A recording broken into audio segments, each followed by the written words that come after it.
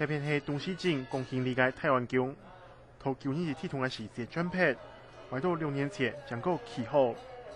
太阳宫我按慢将重建的原因，第一个是经费的问题，第二个两通人的问题。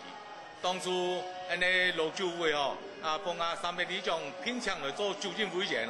是在短短的期间内2年之内是完成了太阳宫的重建。金环头旧年铁同转变的太冲里文宗庙是无按选势的。因为文宗庙係東西、石崗、新社、和平4個鄉鎮共有，所以重建問題是較複雜。到底下有190年歷史嘅文宗帝君和福士頭鐵皮屋度。因為做期是東勢郡嘛，日本時代東勢郡嘛，因為行政化分了都較無問題。你4鄉鎮嘅廟，你重建速度因為關4鄉鎮你金錢金龐大，因為佢所在錢款。因為經費冇問題，廟方評估起碼7000萬，但是人支付嘅錢到底下很爭多多，國家其他鄉鎮參加嘅人見學見少，所以文宗廟到底下一切無法度重建，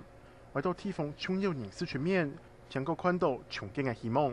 經過了9年嚟，因為羅院長錢剛金先生佢起出來做重建嘅主任委員，經過真多嘅協調啦、方向啦、大致嘅開會答辯了後，目前同基礎熱料已經放落嚟嚇。不過經費還係唔拉，所以廟方一下跟他設一片起一片種錢，因為東西文宗廟係條拜三鄉4鄉鎮唯一嘅學堂，一下還係學生考試前聽說會去拜嘅素材，實講係地方嘅修復性。舊年是鐵同過後，經過10年嘅時間，文宗帝君那時使用自家嘅屋，到底下行唔啲。香港新聞李成龍台中報道。